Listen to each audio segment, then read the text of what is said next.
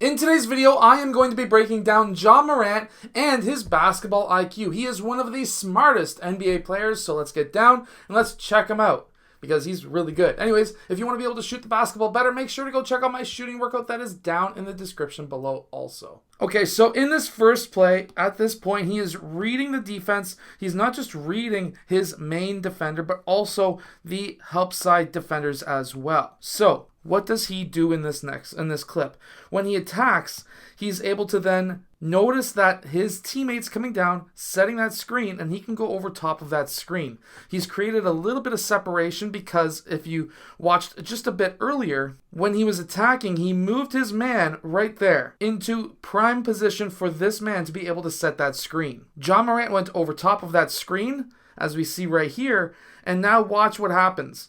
He gains the attention of this defender here. When that happens, he's gaining the attention of also these two defenders too, which now means that he has two options. He could pass it out to the corner, or he can send it up for a lob for his teammate, which is exactly what he does in this clip. However, one of the most common mistakes on lobs is a lot of younger players, when they first start having players on their team who can dunk the ball, they send lobs to really weird locations.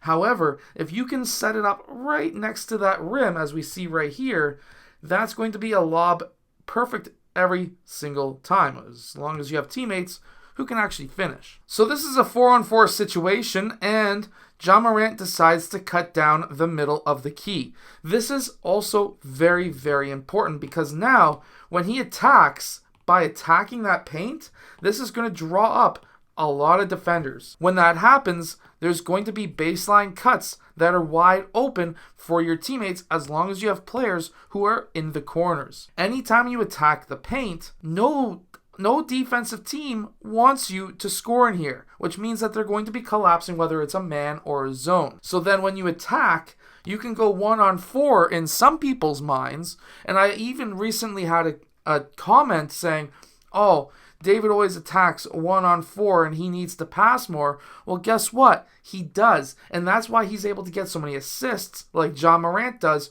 right here with the lob pass right next to the rim for his teammate. And yes, that eventually went in. You need to be able to attack that paint so that you can create opportunities for your teammates. Now, coming off of this screen, Ja Morant reads this almost perfect. His man gets caught on that screen. His man is going under. This guy is really playing low. Ja Morant could have 100% taken a 3. However, they're still somewhat early in the shot clock. It's somewhat basically a tight game with a lot of time left on the clock. He could have taken a 3. However, instead, he read that there was a gap right here, and he needed to split that gap. That's exactly what he did with a quick cross jab, which got that defender onto his heels. And then he was able to attack that gap, and he was able to go in with that easy layup. That layup, in his mind, was a higher percentage shot than that 3. That was an opportunity. However, that was the right read because he made that basket. Now, if he got blocked, the 3 may have been a better option. Now, for all of those players who think, oh, well, every time you attack that paint and you're a ball hog. Every time you attack the paint, you're a ball hog. You're a ball hog. You're going 1-on-5. Well, not all the time. This is actually part of the play. Every team, I'm serious, every team runs this. It's horn, screen, and roll right up top. And basically, what you're having is the side that you don't use, they're going to pop up to the point. The side that you do use is going to roll down the middle of the key. The point guard, in this case, Ja Morant, is either going to attack the paint and score, he's going to pass to the roll man, or he's going to take the 3. Those are his 3 options. His 4th option is technically the 3-point shooter up top, but by attacking the paint early on in the game, and this is somewhat still early on in the game, it's still the first half, by attacking that paint and having the skill and ability to finish as Ja Morant does right here, he's going to now gain a lot of attention anytime he's going downhill. By doing this early on in a game, if you've got the ability and skill to be able to finish over multiple defenders, that's going to collapse that defense even more on you, and that's going to leave more and more players wide open for you to pass to later on in the game. Now, in this clip, Ja Morant is going to attack his defender. He's going to go so-called 1-on-5 once again, But now, again, cross jab, this is one of his go-to moves. When he goes and attacks, he gets his shoulders lower than his defenders. He's able to actually get his shoulder into the shoulder of the reaching defender, and he keeps the ball into his pocket, so it's really hard to steal. And then when he does attack, watch how many dribbles he takes after that initial hit. One dribble, that was it. After that one dribble, he takes one step, two steps. Now he's collapsed multiple players onto him. He's got one man who's boxing out. He's got one man who's trailing him. He has one player who's open. That would be an impossible pass. He has another player open, and he has another player who's currently getting to the opposite side of the court because this guy has some really good basketball IQ, who's now finding an open spot on the court. If you don't have the ball, you need to always find an open spot on the court. And this allows Ja Morant to get up into the air. At this point, this man right here is blocking the pass out to this corner.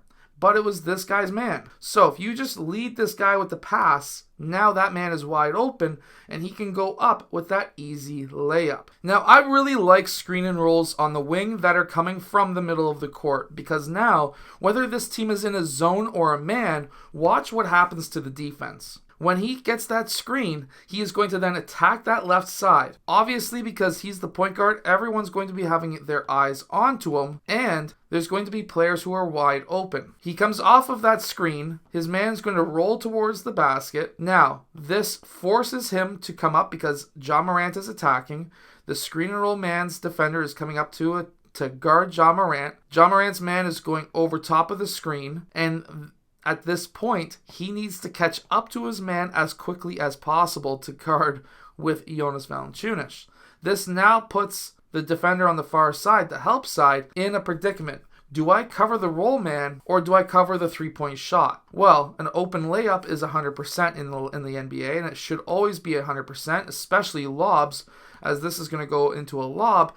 So he covers that middle man. The far side corner is wide open for that lob pass across. Now, Ja Morant gets up into the air because he needs the extra power to make a fast, quick pass out to this corner.